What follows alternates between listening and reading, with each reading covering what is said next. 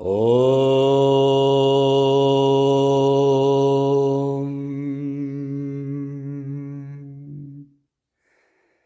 Brahmanandam Paramasukadam Kevalam Jnanamurtim Dvandvatitam Ganganasadrisham Tattvamasyadilaksham Ekam Nityam Vimalamachalam Sarvadi Sakshibhutam Bhavatitam Trigunarahitam Sadgurum Tam Namami. Dear Seeker of Truth, welcome. This work that we are going to talk about is one of the most sacred dialogues because it happens between two enlightened beings. One is Ashtavakra, the other is King Janaka, which was Ashtavakra's disciple. So in it you will have a glimpse of the instruction of an enlightened being so that you can achieve liberation, and also the vision of how a liberated being stands, acts, what is his experience. So pay attention to these teachings, fill your heart with surrender, devotion, sacredness, because that is the way to enjoy it the most. May it blossom in your heart, may you also find liberation.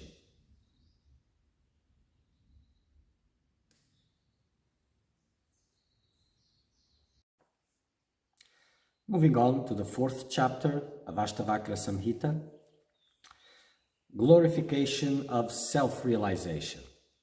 So Ashtavakra has been making some points, questioning King Janaka, and King Janaka will answer by glorifying self-realization. So Janaka says, "O the man of understanding, the knower of the self, who plays the game of life has no similarity to the deluded beasts of burden of the world."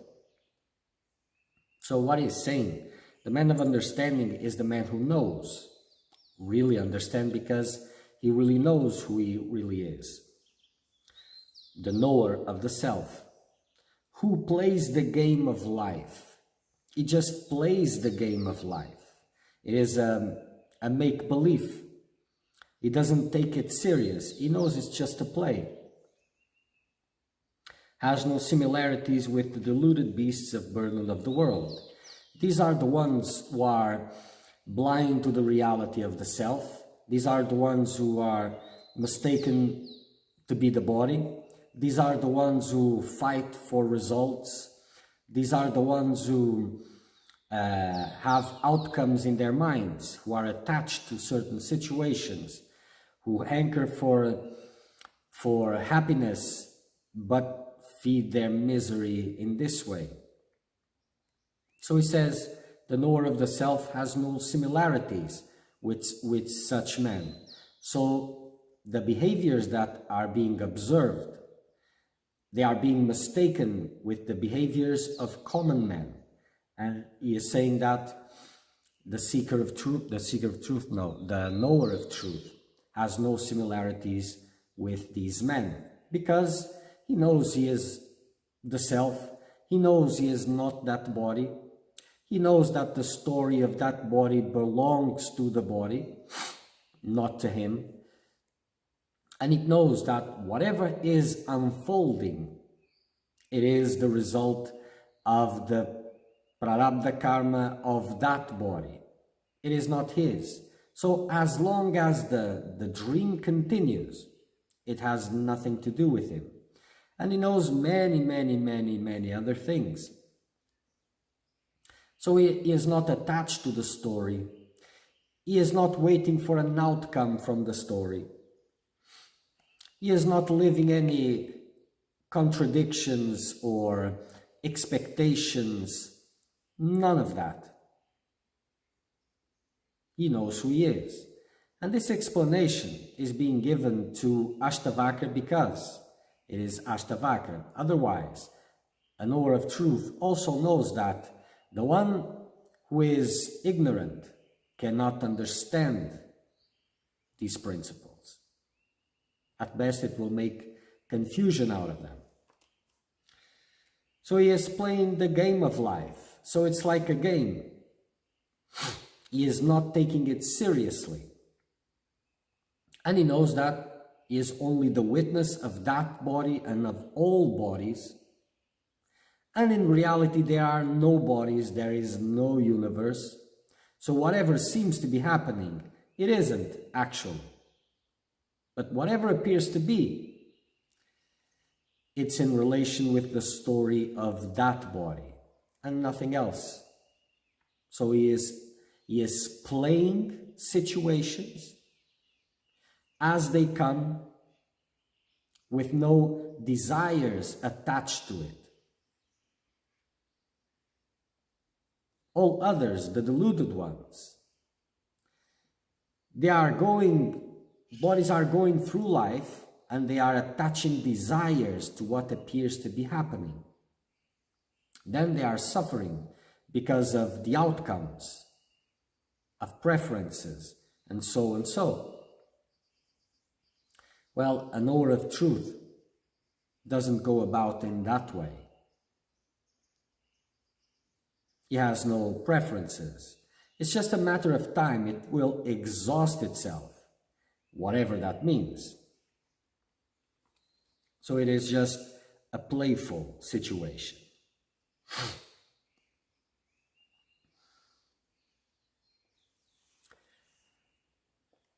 So whatever appears to the one who is observing, to others that may observe from his activities or from the activities of that body, which they call King Janaka, it is just the activities of the body, because he is completely unattached to it, unaffected by them. He is just playing a role. For many reasons. To teach some, those who are seeking, and not to disturb others that are not seeking anything. But each one gets the interpretation that is possible. But what he is clearly stating here is, don't confuse the actions that you observe as mine or as the actions of a deluded one, because they have no similarities in whatever way.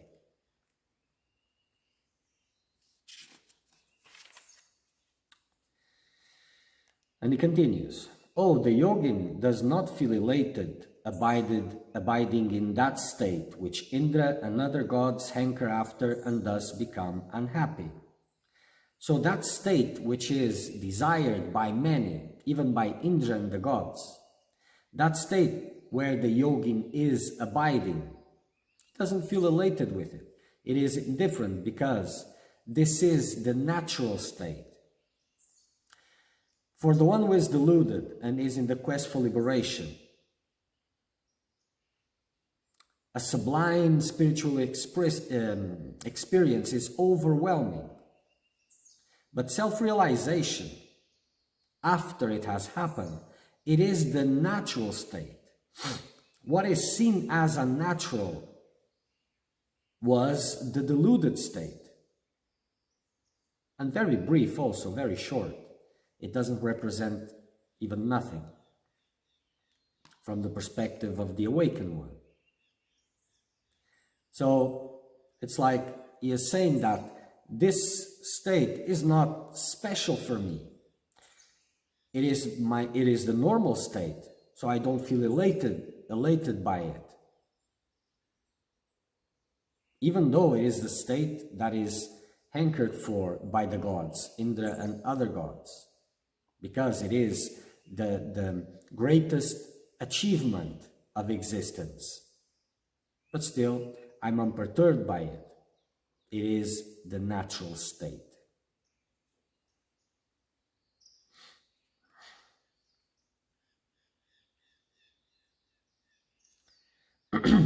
And he continues, surely the heart of one who has known the self is not touched by virtue and vice, just as the sky is not touched by smoke, even though it appears to be. So the one who has become a knower of truth is beyond the pair of opposites, is beyond duality. So what can be said about the actions of that body? Can they say that it is good actions or bad actions? They cannot be judged because the knower of truth has transcended the pair of opposites, all of them, because he has transcended duality. He is in the state of oneness. And the karmas of the body, as they are exhausting themselves, they will end. They will not create new karma because there's no one there to reap the fruits of that karma. So no karma is being created. But how can these actions of the body be, how do you say this, be viewed in the same way that the actions of an ignorant person, if the knower of truth has transcended duality, has reached oneness?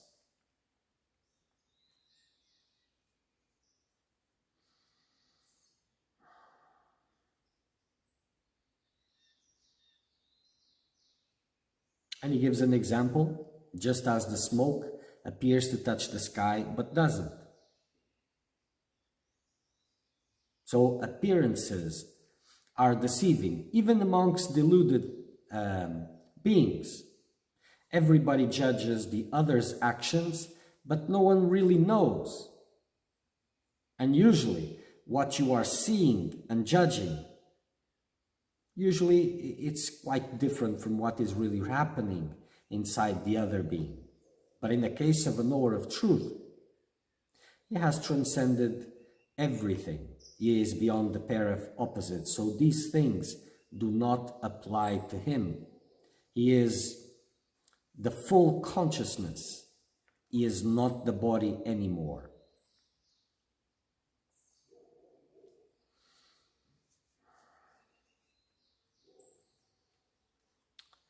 Who can prevent that great souled one who has known this entire universe to be the self alone from acting spontaneously?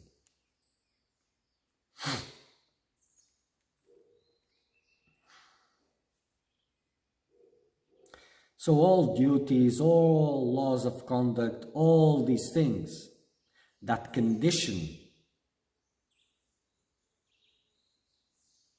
the deluded beings, that guide themselves by these, by all these laws, conducts, and all of these social constructs that have expectations and condition the actions of men, and sets boundaries where if you cross this, this is bad, if you go, this is good, all of this.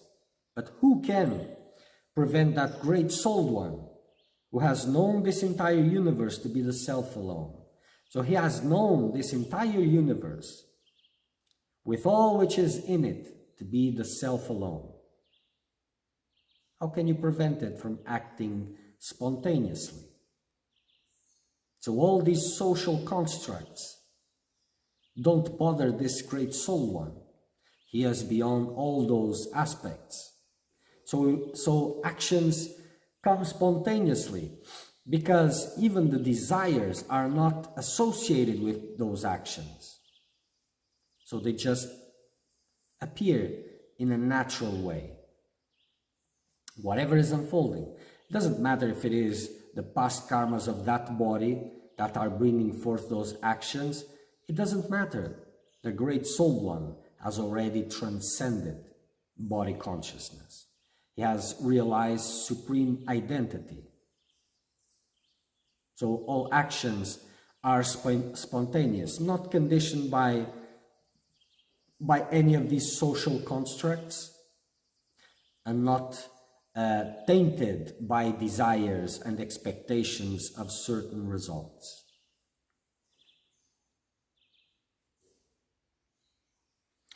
Of the four kinds of created beings, from Brahma down to a clump of grass, it is the wise one alone who is capable of renouncing desire and aversion. So here is something very important.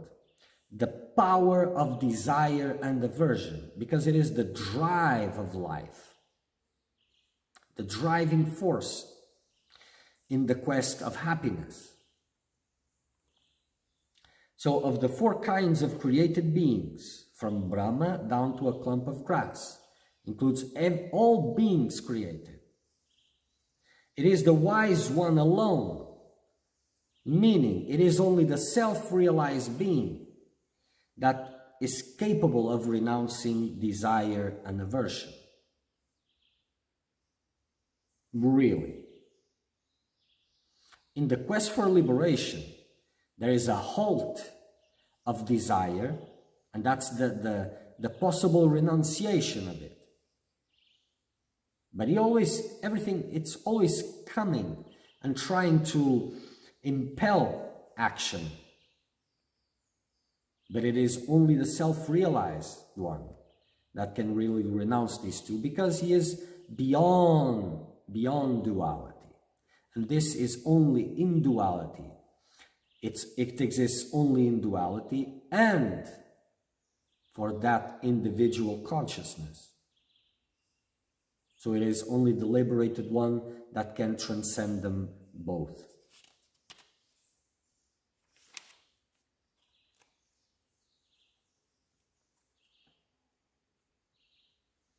And as ignorance continues, so will desires and aversion continue. But remember, for the man of self-knowledge, even if it is observed reactions of some sort, for him it is just a play. And he in this moment can give a lot of importance to something, then just forget about it. And again, may give a lot of importance to something, apparently, and then he forgets about it. Everything is happening spontaneously.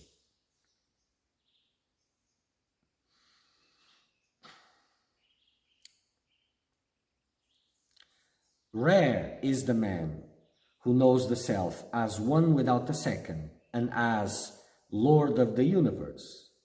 He does what he considers worth doing and has no fear from any quarter. So,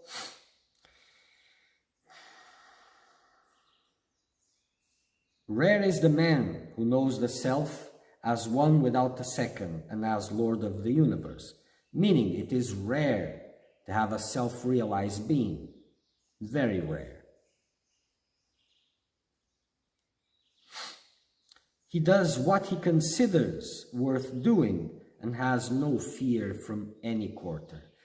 This is interesting and subject to many interpretations. But in reality,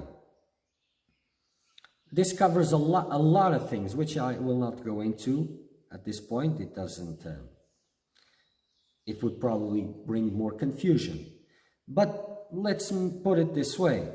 The self-realized being will do what he considers worth doing, and he will take the consequences, whatever that means about it.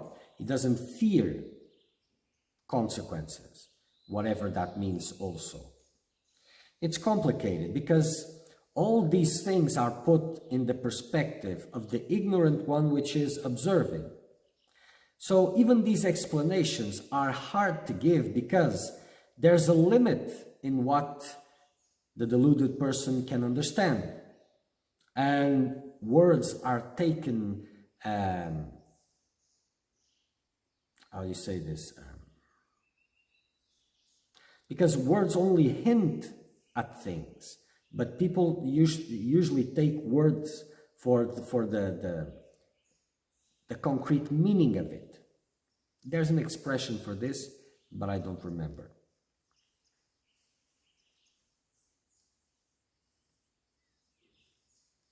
So, whatever the self-realized being is doing, he is not worried about judgments, evaluations, he is not worried about anything of that, or consequences, or this and that, because in those social constructs, fear plays a big part in maintaining things in an orderly fashion way.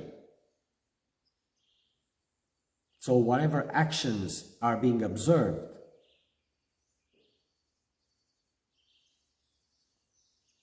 they are very different for the knower of truth. Very different.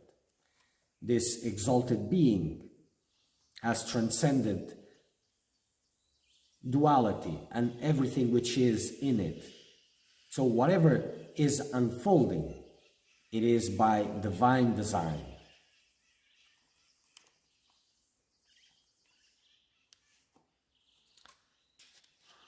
Okay.